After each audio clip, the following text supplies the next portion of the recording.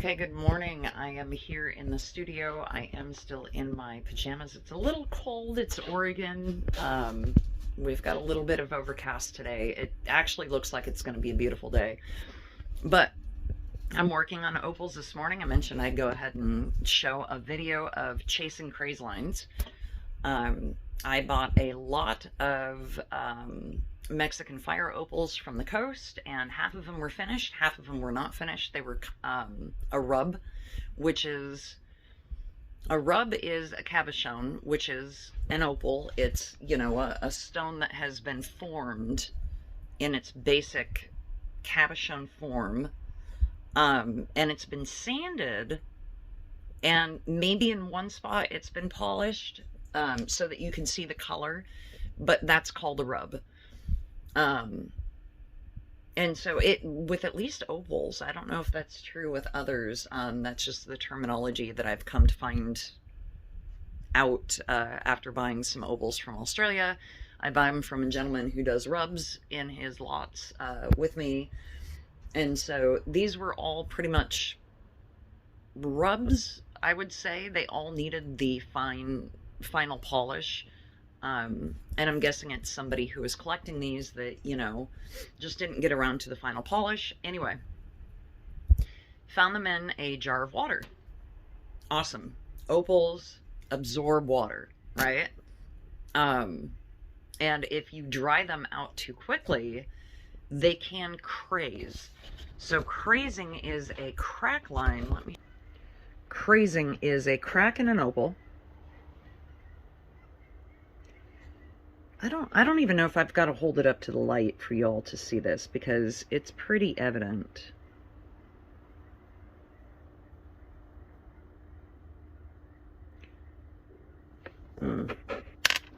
Maybe it's not evident. Yeah, see the crack. You can see the crack in it. Right there at the bottom end of it. You can see it's right there. You can see the crack. So that's a craze. So the problem with crazing in opals is that crack doesn't go all the way through the opal. That crack exists, and as you turn this opal, you can see there's another crack here where my thumb is. But that crack is like on the side of the opal. And then if you turn it around, you can see it definitely comes through on the bottom.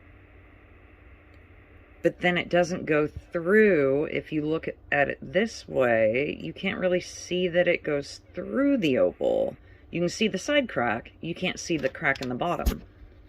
So a crack in the opal that doesn't quite go through the opal completely. So that's crazing. The problem with crazing, they turn into cracks.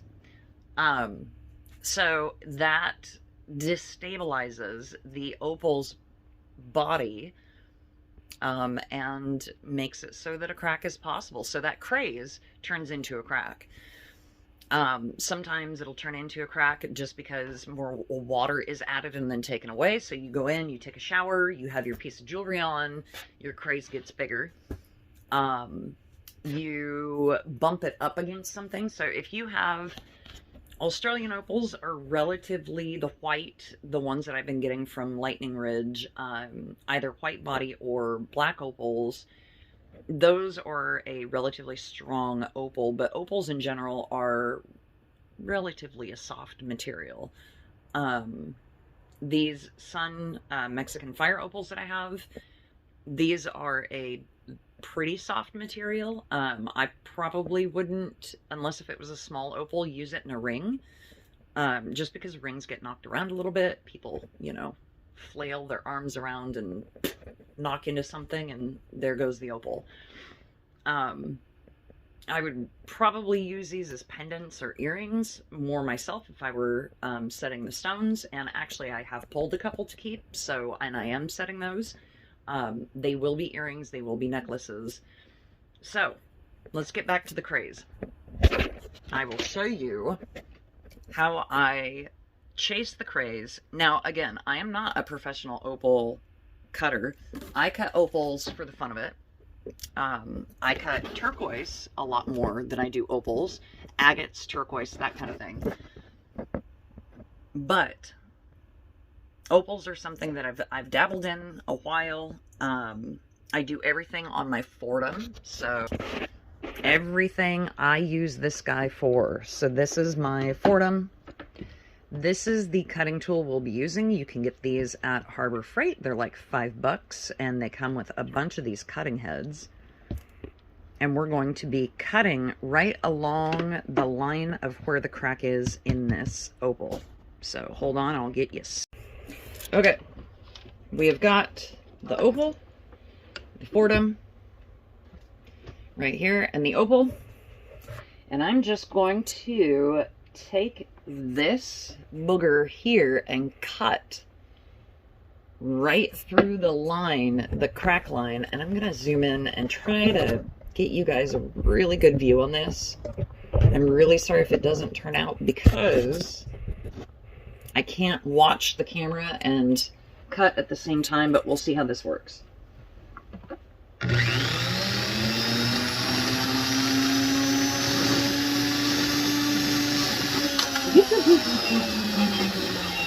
I should mention that opals are pretty slippery once they're finished.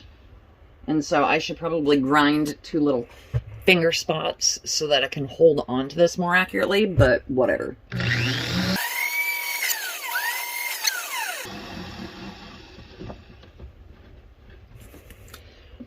So I will make a comment about my beautiful container here. This is a fish tank. The fish tank has these awesome flaps over the holes where I throw my hands in at. And so when I cut opals, I do cut them dry. When I grind the opal, I do grind them dry. But that's because I have these flaps. It's contained, and I'm not crazy. I'm also going to be wearing a mask. So opals can be dangerous to your lungs. Wear a mask, use a fish tank, and then you're set up, okay? So I have 2 pieces of the opal. I have one bigger piece, and this piece had a craze. Let's zoom you guys back in. He had a craze right there on the side, and this is where the initial crack was right there. But this guy had a craze here on this side, and I want to kind of chase that out because that's not very deep. You can see if I turn it this way, you can hardly see that craze. Turn it this way, oh, and it shows up. So I'm going to grind that out. I'm going to grind a shape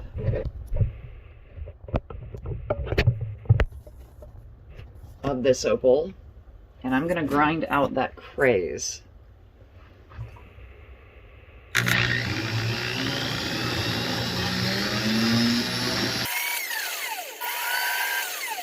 Okay, I don't know how much of that you guys caught, but I have a pretty decent shape. Okay, and the next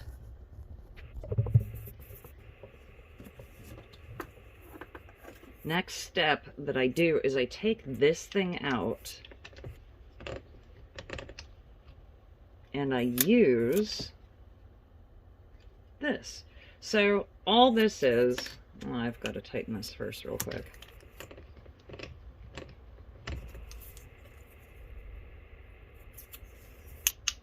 Okay, need to tighten that.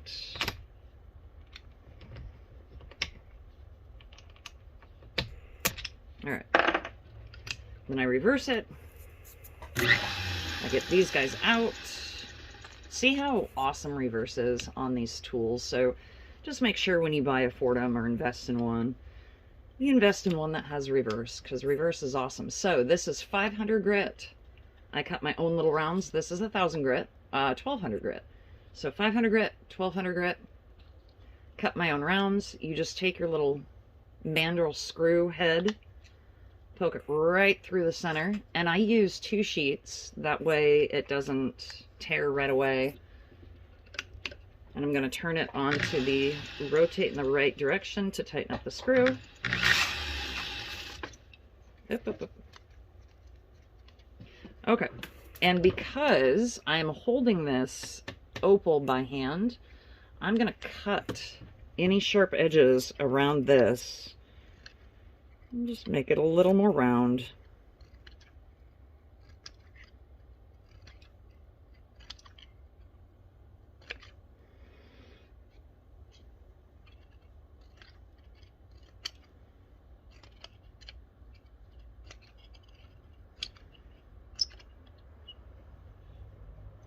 That's a little off, but that's better than it was.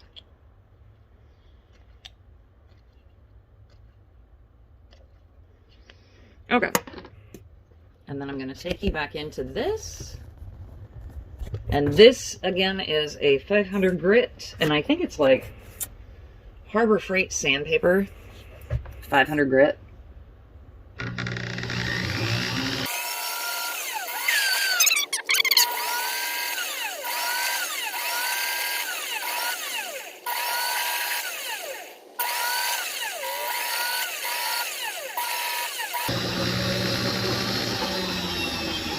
Okay.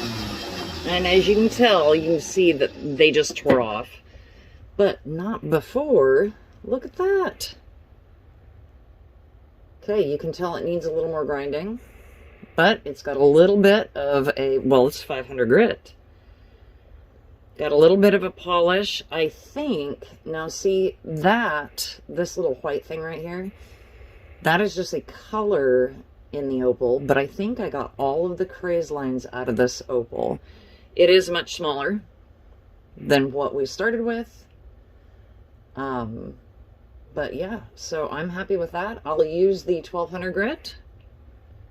And then I will finally, the last piece that I use is this guy right here. This is the polishing piece that I use for my opals. So this is CompoFlex. This is a leather dowel. And then I use a Dia Shine. This stuff's hella expensive, but if you can afford it, I would get it. This is super fine soft. And so you can see the last time I bought one of these, 10 of 2018. So I need to get a new one. So it's actually, you can get away with using very little of this. There's only 3 grams in here. I can't remember what the cost is, but invest in that if you're going to be polishing opals. And again, we've got our little part, and all we did was we spent some couple of dollars at Harbor Freight, and we polished a little piece and chased out a craze, and we have another little piece to polish, so not a bad day. All right, I hope that helps somebody out in regards to starting with cutting opals, I guess. And again, full disclosure, I am not a professional opal cutter at all whatsoever. That's not what I'm claiming to be. I'm claiming to be a jeweler who got into lapidary work because it was too damn expensive to buy cabs. And so I started cutting my own cabs, and that was about 7 years ago, 8 years ago, something like that. I can't remember, maybe even 10. God, I'm getting old. Yeah, I started cutting my own turquoise first, and then my own agates, and then my own fire agates, and then it just, what else can we do? Let's try opals. Opals are a blast. They're a ton of fun. And again, I'm not a professional opal cutter. Do what you will with the info that I showed you. And yeah, go out, have fun on your own projects. Take care.